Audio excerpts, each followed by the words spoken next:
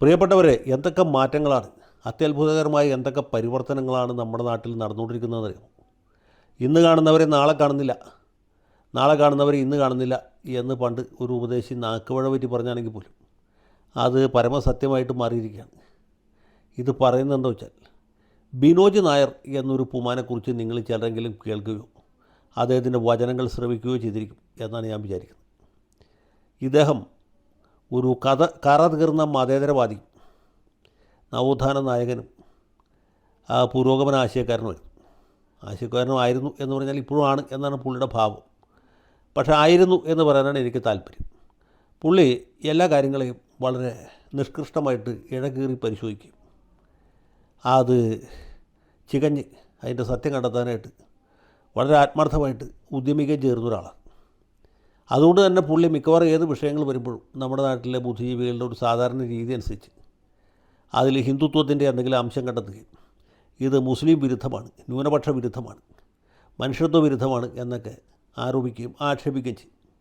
ഇപ്പോൾ ഉദാഹരണത്തിന് 2023 ഒക്ടോബർ 7 നമ്മുടെ ഫലസ്തീനിൽ നടന്ന ആക്രമണമുണ്ടല്ലോ, അതായത് ഫലസ്തീൻകാർ നടത്തിയ ചെറുത്തുനിൽപ്പ്, അതിനെ തുടർന്ന് ഇസ്രായേൽ നടത്തിയ തിരിച്ചടി, ഇതൊക്കെ വളരെ മനുഷ്യത്വ വിരുദ്ധമാണ് എന്ന് പറയുന്ന ആളാണ് അദ്ദേഹം. ഫലസ്തീൻ്റെ ചെറുത്തുനിൽപ്പിനെ പിന്തുണയ്ക്കുകയും ഇസ്രായേലിൻ്റെ തിരിച്ചടിയെ അപലപിക്കുകയും ചെയ്യുന്ന ആളാണ്. അങ്ങനെ ചെയ്താലല്ലേ ഈ നാട്ടിൽ ബുദ്ധിജീവിയായിട്ട് നിൽക്കാൻ പറ്റുള്ളൂ.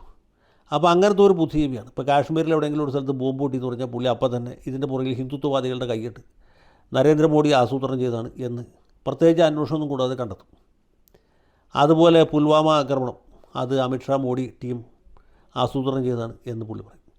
റെഡ് ഫോർട്ടിൽ ആ ആക്രമണം ഉണ്ടായി കേട്ടപ്പോൾ ബിനോജ് നായർ ഉടനെ തന്നെ വീഡിയോ ചെയ്തു, ഇതിൻ്റെ പുറകിൽ ഫാസിസ്റ്റ് ശക്തികളാണുള്ളത്, മുസ്ലിമീങ്ങളെ കുഴപ്പത്തിലാക്കാൻ വേണ്ടിയുള്ള ഗൂഢാലോചനയുടെ ഭാഗമാണ് എന്നൊക്കെ. കേരള രാഷ്ട്രീയത്തിലും പുള്ളി ഇതുപോലുള്ള ഇടപെടലുകൾ നടത്തും.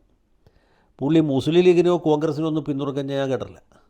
പുള്ളിയുടെ പിന്തുണ എല്ലായ്പ്പോഴും ജമാഅത്തെ ഇസ്ലാമിക്ക്, പോപ്പുലർ ഫ്രണ്ടിനും അതുപോലുള്ള ആളുകൾക്ക് വരും.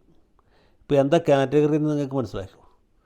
ഇദ്ദേഹം ഇടക്കാലത്ത് യൂട്യൂബിൽ ഒരു താരമായിരുന്നു. പിന്നെ എന്തോ പ്രശ്നത്താൽ പുള്ളിയുടെ യൂട്യൂബ് അക്കൗണ്ട് പൂട്ടിപ്പോയി. പിന്നെ സമീപകാലത്ത് തുറന്ന് പ്രവർത്തിച്ചു. അതേ ഫേസ്ബുക്കിൽ വളരെ ശക്തമായിട്ട് നിലപാടുകൾ സ്വീകരിച്ചിട്ടുള്ള ആളാണ് ഇദ്ദേഹം. എന്നെ തന്നെ പലതവണ സംഘപരിവാർ അനുകൂലിയാക്കി മുദ്ര അടിച്ചുകൊണ്ട് പല പോസ്റ്റുകളും പലരും എനിക്കത് ഫോർവേഡ് ചെയ്തിട്ടുണ്ട്. പക്ഷേ ഞാനൊന്നും ഗവനിക്കാറില്ല. അപ്പോൾ ബിനോജ് നായർ എന്ന് പറഞ്ഞാലും നമുക്ക് ഗ്രാസാണ്. അതിനേക്കാൾ വലിയ ആളുകൾ എന്നെക്കുറിച്ച് ഇതിനേക്കാൾ വലിയ അപവാദവും അനാവശ്യവും പറഞ്ഞിട്ടുണ്ട്. ഇതിലും വലിയ പെരുന്നാൾ കൊണ്ട് വാപ്പ പള്ളി പോയിട്ടില്ല. പിന്നെയാണ് ഇനി ബിനോജ് നായരുടെ ഈ ഗീബത്ത് കേട്ടിട്ട് ഞാൻ പ്രകോപിതനാകുന്നത്. ഞാനതൊന്നും കേട്ടപ്പോൾ മൈൻഡ് ചെയ്തില്ല, ഇനിയും മൈൻഡ് ചെയ്യില്ലായിരുന്നു. പക്ഷേ ഇപ്പോൾ മൈൻഡ് ചെയ്തു. ഇപ്പോൾ മൈൻഡ് ചെയ്യുന്നതിന് കാരണം എന്ന് വെച്ചാൽ ഇത് കേൾക്കുമ്പോൾ നിങ്ങൾ ഞെട്ടിപ്പോവും, നിങ്ങൾ നടുങ്ങി തരിച്ചു പോകും. അപ്പോൾ ഈ ബീഹാർ തെരഞ്ഞെടുപ്പ് എടുക്കുമ്പോൾ പുള്ളി പറഞ്ഞു, ബീഹാറിലെ ലാലു പ്രസാദിൻ്റെ പാർട്ടി കോൺഗ്രസ് തമ്മിലുള്ള സഖ്യം വിജയിക്കും, അവിടെ ഹിന്ദുത്വ ശക്തികൾ തകർന്ന് തരിപ്പണമാകും.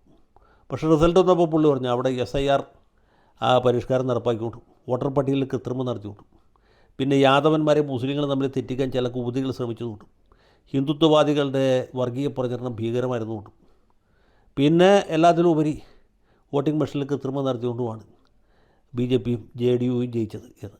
സ്വാഭാവികമായിട്ടും അദ്ദേഹം പറയേണ്ടതുമായ ന്യായം തന്നെയാണ്, ഒരു സംശയമില്ല.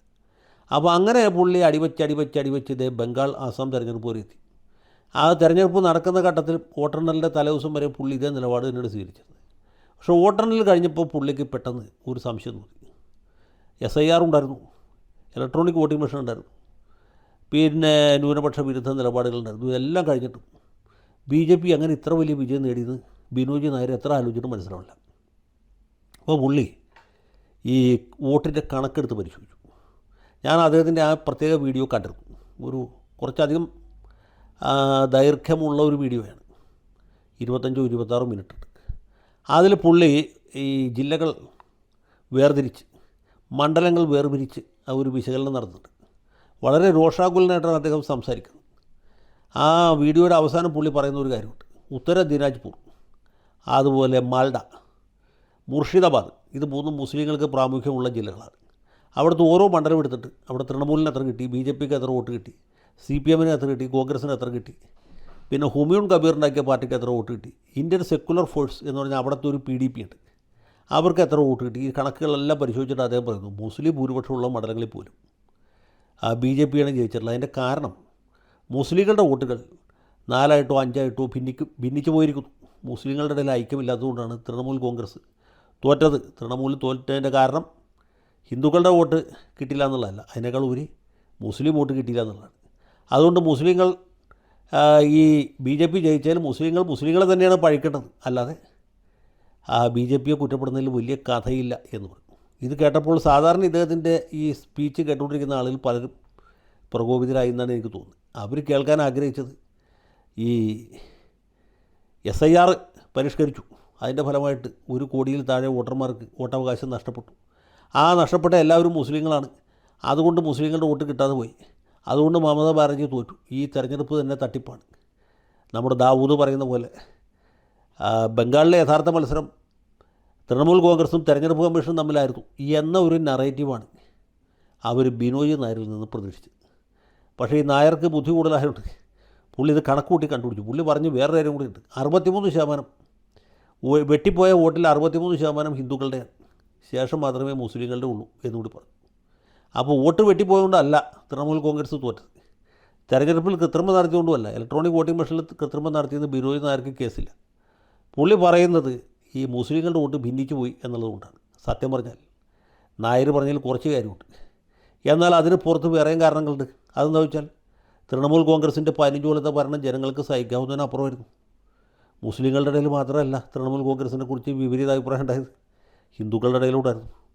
മാത്രവുമല്ല, ബംഗ്ലാദേശിലും മറ്റും നടന്ന ഭയങ്കരമായ അക്രമങ്ങളുടെ പശ്ചാത്തലത്തിൽ പശ്ചിമ ബംഗാളിലെ ഹിന്ദുക്കൾ ചകിതരായിരുന്നു. നായാടി മുതൽ നമ്പൂരി വരെയുള്ളൊരു ഐക്യം എന്നിവിടെ വെള്ളാപ്പള്ളി നടേശൻ പറഞ്ഞില്ലേ, അത് പ്രാവർത്തികമായത് ബംഗാളിലായിരുന്നു. അവിടെ നമോ ശൂദ്രർ എന്ന് പറഞ്ഞ അവിടുത്തെ പട്ടിക സമുദായക്കാർ മുതൽ ഭാദ്രലോകിൻ്റെ ഭാഗമായിട്ടുള്ള ബ്രാഹ്മണരും കായസ്ഥരും വരെ സംഘടിച്ച് BJP കൂട്ടി തൃണമൂൽ കോൺഗ്രസിനെ തോൽപ്പിക്കാൻ വേണ്ടി. അങ്ങനെയാണ് ഇത്ര വലിയ തിരിച്ചടി ഉണ്ടായത്. അപ്പോൾ മുസ്ലിം വോട്ടുകൾ ഭിന്നിക്കുക മാത്രമല്ല, ഹിന്ദു വോട്ടുകൾ BJPക്ക് അനുകൂലമായിട്ട് ഏകീകരിക്കപ്പെടുക കൂടി ചെയ്തു. പിന്നെ ഭരണവിരുദ്ധ വികാരം ശക്തമായിട്ടുണ്ടായിരുന്നു. തൃണമൂൽ കോൺഗ്രസിൻ്റെ ഗുണ്ടാവിളയാട്ടം, അതുകൊണ്ടാണ് മുസ്ലിങ്ങളെതിരായത്, അതുകൊണ്ടാണ് ഹിന്ദുക്കളെതിരായത്. പിന്നെ സ്ത്രീകൾക്കെതിരായിട്ടുള്ള ആക്രമണങ്ങൾ, അത് പ്രധാനപ്പെട്ട ഘടകമായിരുന്നു. സന്ദേശ് ഖാലിയിൽ ഈ തൃണമൂൽ ഗുണ്ടകൾ നടത്തിയ അഴിഞ്ഞാട്ടം. അതുപോലെ തന്നെ RJ ഖർ മെഡിക്കൽ കോളേജിലെ ഒരു വനിതാ ഡോക്ടർ പൈശാചികമായ ബലാത്സംഗത്തിനിരയായി കൊല്ലപ്പെട്ട സംഭവം, ഇതൊക്കെ ജനങ്ങളെ പ്രകോപിപ്പിച്ചു. BJP ആണെങ്കിൽ ഇത് കൃത്യമായിട്ട് ആളിക്കത്തിച്ചു. അതുകൊണ്ടാണ് തൃണമൂൽ കോൺഗ്രസ് തോറ്റത്. തൃണമൂൽ കോൺഗ്രസ്സുകാർക്ക് പോലും അതിൽ സംശയമില്ല, അത്ഭുതമില്ല. എന്താ കാരണം എന്ന് വെച്ചാൽ മമതാ ബാനർജി ഒഴിച്ച് ലോകത്ത് എല്ലാവർക്കും അറിയാം എന്തുകൊണ്ട് തോറ്റു എന്ന കാര്യം. അപ്പോൾ ഈ കാര്യം ആ രീതിയിൽ മനസ്സിലാക്കാൻ ബിനോയ് നായർക്ക് ഇപ്പോഴും മനസ്സിലായിട്ടില്ല. പുള്ളി ഇതോടെ ഏതാണ്ട് കിളിപോയ അവസ്ഥയിലായി. അദ്ദേഹം അപ്പം മുതൽക്ക് ഈ സമയം വരെ ഈ മുസ്ലിം വിഘടനവാദത്തെയും വിഭജനവാദത്തെയും പോപ്പുലർ ഫ്രണ്ടിനെയും, എന്തിനാ നമ്മുടെ നാട്ടിൽ സത്യസന്ധമായിട്ട് മാധ്യമ പ്രവർത്തനം നടത്തിക്കൊണ്ടിരിക്കുന്ന മീഡിയ വൺ ചാനലിനെയൊക്കെ വിമർശിക്കുകയാണ്. പിന്നെ വന്ദേമാതരം കേട്ടപ്പോൾ സതീശനും കുഞ്ഞാലിക്കുട്ടിയൊക്കെ എഴുന്നേറ്റ് നിന്ന് തെറ്റായി പോകുന്ന ചില ആളുകൾ. അങ്ങനെയൊന്നുമല്ല, വന്ദേമാതരം കേൾക്കുമ്പോൾ എല്ലാവരും എഴുന്നേക്കണം എന്ന രീതിയിലേക്ക് പുള്ളി വന്നിരിക്കുകയാണ്. അതിലുപരിയായിട്ട് ഏറ്റവും വലിയ തമാശയായിട്ട് എനിക്ക് തോന്നുന്നത് പുള്ളിയുടെ എല്ലാ വീഡിയോയും ആരംഭിക്കുന്നത് ഇപ്പോൾ വന്ദേമാതര ഗാനാലാപത്തോട്ടാണ്. ഇതാണ് ഞാൻ പറഞ്ഞത്, നമുക്ക് ആർക്കും വിശ്വസിക്കാൻ പറ്റാത്ത എന്തൊക്കെ മാറ്റങ്ങളാണ് ഈ രാജ്യത്ത് സംഭവിച്ചുകൊണ്ടിരിക്കുന്നത്. കഴിഞ്ഞ മാസം ഇതുപോലെ സമയത്ത് ആരെങ്കിലും എന്നോട് ബിനോയ് നായർ സംഘപരിവാറുകാരനായി, അല്ലെങ്കിൽ പോപ്പുലർ ഫ്രണ്ട് വിരുദ്ധനായി, അല്ലെങ്കിൽ ജമാഅത്തെ ഇസ്ലാമിക്കെതിരായി, മുസ്ലിം വിഭജനവാദത്തിനും വിഘടനവാദത്തിനും വർഗീയതയ്ക്കും എതിരായി എന്ന് ആരെങ്കിലും പറഞ്ഞെങ്കിൽ ഞാൻ ഒരിക്കലും വിശ്വസിക്കില്ല. പക്ഷേ ഇപ്പോൾ നമുക്ക് വിശ്വസിക്കാതിരിക്കാൻ നിവൃത്തിയില്ലേ. ബിനോയ് നായർ വരെ എന്താ പറയുക, സംഘപരിവാർ ചിന്താഗതിക്കാരനായി എന്ന് മാത്രമല്ല, അതിൻ്റെ രണ്ട് വശവും കാണാനുള്ള കഴിവ് പുള്ളിക്ക് പണ്ടുമില്ല, അത് ഇതുവരെയും പുള്ളിക്ക് വീണ്ടെടുക്കാൻ കഴിഞ്ഞിട്ടുമില്ല. അപ്പോൾ ഇങ്ങനൊരു അവസ്ഥയിൽ അദ്ദേഹം എത്തിയിരിക്കുകയാണ്. ഇപ്പോൾ ഈ ലീഗുകാരും അതുപോലെ ജമാഅത്തെ ഇസ്ലാമിക്കാരൊക്കെ പറഞ്ഞ പുള്ളി എൻഫോഴ്സ്മെൻറ്റുകാരെ പേടിച്ചിട്ടാണ്, ED വരും എന്ന് പേടിച്ചിട്ടാണ്. സത്യം പറഞ്ഞാൽ അതുപോലൊരു തമാശ പറയില്ല. കാരണം ഇയാൾ കാനഡയിൽ സ്ഥിരതാമസക്കാരനാണ്. സുനിത ദേവദാസും ബിനോയ് നായരും രണ്ടുപേരും കാനഡയിൽ ഇരുന്നിട്ടാണ് ഇന്ത്യ ഗവൺമെൻറ്റിനെയും ഹിന്ദുത്വത്തെയും എല്ലാം വിമർശിച്ചിരുന്നത്. അതുപോലെ ഈ പോപ്പുലർ ഫ്രണ്ട് പോലെയുള്ള ആളുകൾക്ക് ഓശാന പാടിക്കൊണ്ടിരുന്നത്. കാനഡയിലേക്ക് അതിൽ ED വരില്ല എന്ന് നമുക്കറിയാമല്ലോ. പിന്നെ RSSകാർ അദ്ദേഹത്തിൻ്റെ കുത്തിന് പിടിച്ച് ഭീഷണിപ്പെടുത്താനും സാധ്യത കുറവാണ്, ഇവിടുത്തെ പോലെയല്ല കാനഡയിൽ.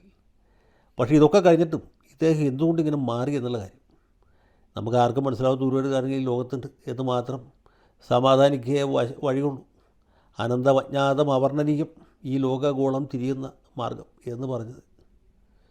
ഒന്നും പറയാനില്ല, ഇത് കൂടുതലായിട്ടൊന്നും പറയാനില്ല. ബിനോയ് നായർ ഇനി നാളെ എന്ത് പറയും എന്നെനിക്കറിയില്ല. അപ്പോൾ ഏതായാലും ഞാൻ വളരെ കൗതുകപൂർവ്വം കാത്തിരിക്കുന്നു. ലാൽ സലാം.